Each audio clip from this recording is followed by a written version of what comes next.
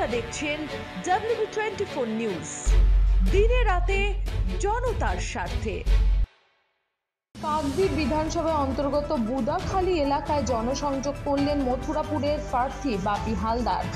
আজ অর্থাৎ শনিবার কাকদ্বীপ বিধানসভার অন্তর্গত বুদাখালীর বিভিন্ন এলাকায় জনসংযোগ কর্মসূচিতে উপস্থিত ছিলেন মথুরাপুর লোকসভা কেন্দ্রের সর্বভারতীয় তৃণমূল কংগ্রেস প্রার্থী বাপি হালদার। তৎসহ উপস্থিত ছিলেন মন্টু রাম পাখিরা মহাশয়। কাকদ্বীপের বিভিন্ন এলাকায় মানুষের সাথে কথা বললেন এবং তাদের সাথে যোগাযোগ করলেন। বাপি হালদার বললেন, সামনের লোকসভায় ভোটে আমাকে জয়যুক্ত করুন এবং আপনাদের পাশে আছি থাকবো। এই জনসংযোগ কর্মসূচিতে কয়েক শত তৃণমূল কংগ্রেসের প্রতিনিধিরা দলে দলে স্লোগান দিতে দিতে এগিয়ে চললেন গ্রামের পর গ্রাম। হাটে বাজারে সব সর্বশ্রেণী মানুষের হাতে হাত মেলালেন নির্মিত তৃণমূল কংগ্রেস প্রার্থী মথুরাপুর লোকসভা কেন্দ্রের ভূমিপুত্র বাপি হালদার মহাশয়। তিনি 100% আশাবাদী প্রায় 3 লক্ষর অধিক ভোটে জয়লাভ করবেন। বাংলার সকল জনগণকে জাগ্রত হতে হবে। এলাকার সকল শুভবুদ্ধি সম্পূর্ণ মানুষ আমরা জানি যে নানা ভাষা নানা বোধ নানা পরিধান বিবিধের মাঝে দেখো মিলন মহান, যে কথা ভারতবর্ষের সংবিধানের উল্লেখ রয়েছে। আজকে সেই সংবিধান প্রণেতা বি.আর. আম্বেদকরকে যেভাবে তারা অবজ্ঞা করেছে, আম্বেদকরের মূর্তিকে যেভাবে গঙ্গাজল দিয়ে ধোয়া হয়েছে, সেই তার পাদদেশকে গঙ্গাজল দিয়ে ধৌত করা হয়েছে, তার তীব্র ধিক্কার আমরা আজকের এখান থেকে জানাই।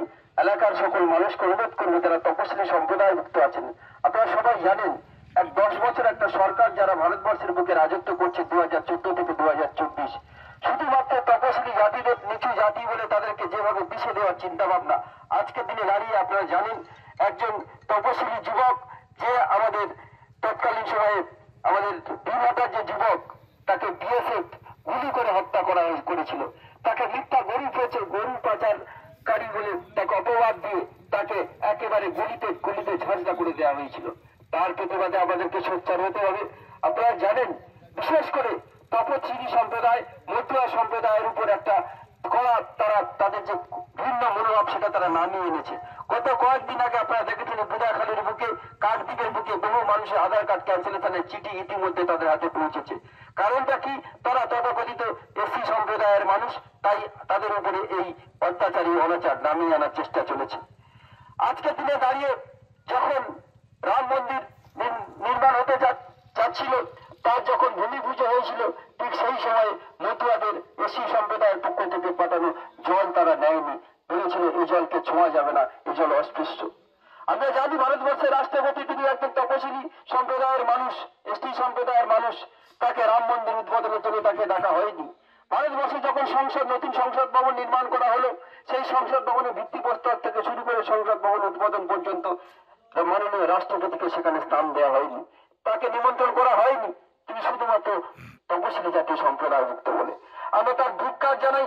এনসিআরবি রিপোর্ট অনুযায়ী 2022-এ শিশু মহিলা যে সমস্ত তপশিলি উপজাতি আছে তাদের উপরে সব থেকে বেশি অত্যাচার করে থাকে, তার নাম ভারতবর্ষের সরকার, তার নাম নরেন্দ্র মোদীর সরকার।